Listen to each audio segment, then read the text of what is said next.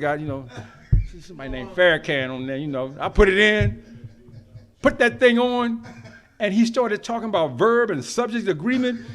I'm looking, I knew about that, but I never heard nobody put it in that context. Then he would put a spiritual, turn on it. Next thing you know, I was what? Because the brother had tried to get me to give him tape. Man, you don't want to hear Farrakhan. Just get the tape to me. No, I said, no, sorry. I said, no, since you said that, I know I'm going to keep it. And I listened to it, but all praise is due to Allah for that, to show you the power of the truth. And the high that you got or get from listening to the Honorable Louis Farrakhan is a never-ending high. You'll never run out of money getting that kind of high. I remember Bloodstone had a song called Take to the Sky on a Natural High.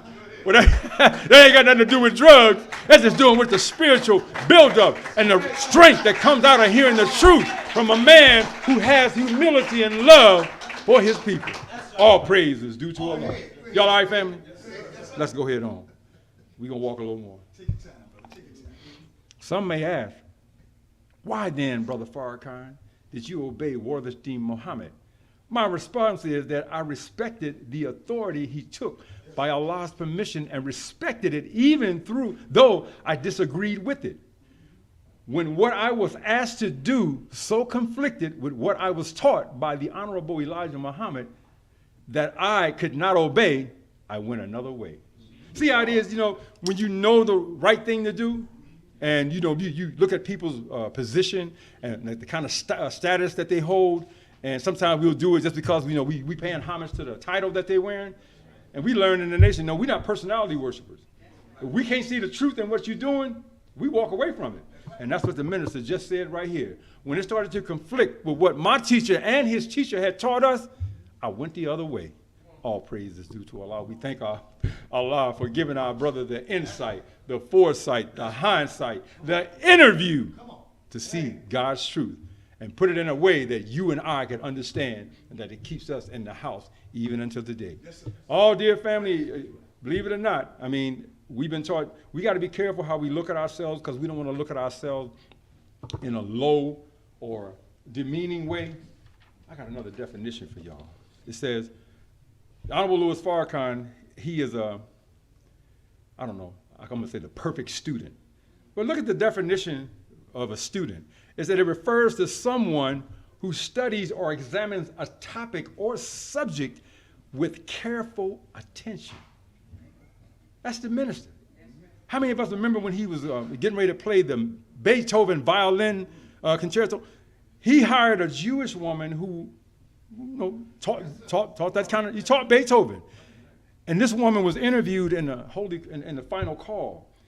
And they was asking about the minister, and she said, I have never seen anyone with such conviction. She said, whatever I asked him to do, he didn't question it. He did it immediately. And if he didn't do it right, he worked on it until he got it. That's a real student. And then the Honorable Louis Farrakhan says these words when they asked him about it. They said, well, Brother Minister, what makes a good student? And this is what he said. He said, a student is one who is most obedient to his or her teacher. Ain't that powerful? Yes, sir.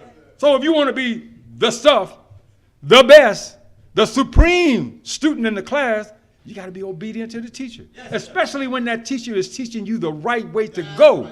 I'm not talking about these people out here that's trying to lead you this way and that way. We already know. That's one thing about black people. We done seen so much BS in our life.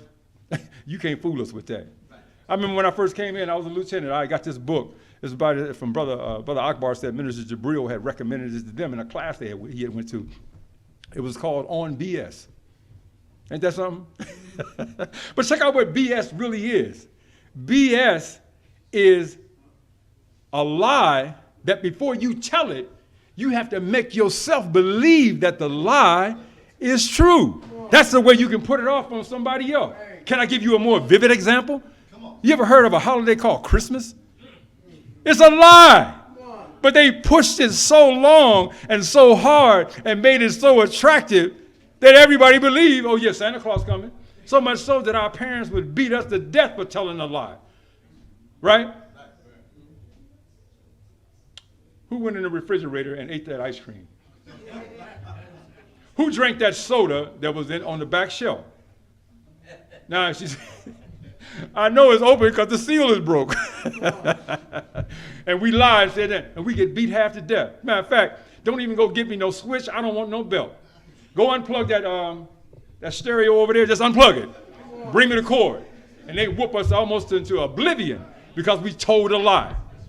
Well, what if we could have done the same thing? Mama, you told me that Santa Claus was real.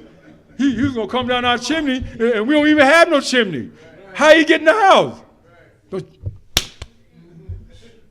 Do as I say, not as I do. Oh. Family, the mistakes that we've made, we didn't make it. Our parents made with us, and we pray to Allah that we have enough sense now that we won't make it with our children. But a student, back to that student, a student is one who is most obedient to his or her teacher. And that's where we want to be, brothers and sisters, right now when it comes to the Honorable Minister Louis Farrakhan.